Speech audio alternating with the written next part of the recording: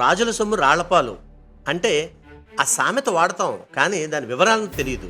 ఆ వివరానికి వచ్చేసరికి పూర్వం రాజుల కాలంలో వారి ఏలుబడిలో ఎక్కువగా గుడులు గోపురాలు నిర్మాణానికి సమయం ధనం అధికంగా ఖర్చు చేసేవారు. ఈవేళ మనం చూస్తున్న పురాతన ఆలయాలు అక్కడి శిల్పాలు రాజులు చెక్కించినవి. సుదూర ప్రాంతాల్లో ఉండే శిలలను అంటే పెద్ద పెద్ద రాళ్లను ఏనుగులతో తెప్పించి మరీ శిల్పులు వాటిని నిర్మించేవారు. వీటి నిర్మాణం కొన్ని ఏళ్ల తరబడి జరిగేవి.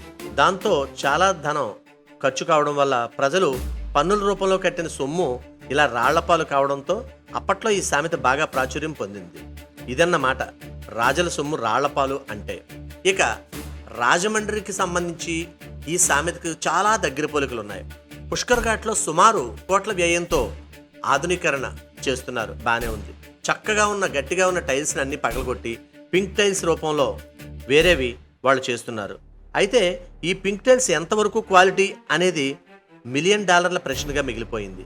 చాలామంది బహిరంగంగానే ఈ పింక్ టైల్స్ చాలా అల్పం నాణ్యత లేకుండా ఉన్నాయని, కనీసం పుష్కరాలు వచ్చే వరకు కూడా ఈ ఘాట్లు అంటే ఏవైతే పుష్కర్ ఘాట్లో ఈ పింక్ టైల్స్ వేస్తున్నారో అవి నిలబడవని బహిరంగంగానే విమర్శిస్తున్నారు. అందుకు తగ్గ అక్కడ పరిస్థితి ఈ వీడియోలో మీరు చూస్తున్నారుగా, ఇదే ఉంది. మరి ఇంత ప్రజాధనం ఎందుకు వృధా చేస్తున్నట్టు? కానీ సామెతను మార్చారండో. రాజుల సొమ్ము రాళ్లపాలు అనే దానికంటే ప్రజల సొమ్ము గోదావరి పాలు లేదా పింక్ టైల్స్ పాలు అన్నట్టుగా ఇక్కడ అధికారులు నడుచుకుంటున్నారనేది ప్రజల ఆరోపణ. మరి అధికారులు తక్షణమే ఈ క్వాలిటీ విషయంలో సరైన ఆలోచన చేసి ఇక్కడ ప్రజలకు అనేక ఇబ్బందులు ఎదుర్కొనే అవకాశం ఉంది. తొందరగా పాడవడంతో పాటు త్వరగానే నాచు పట్టేస్తాయట. కొద్దిగా తడి ఎక్కువగా తగిలితే నాచు పట్టి జారిపడే ప్రమాదం ఉంది నాచు వల్ల.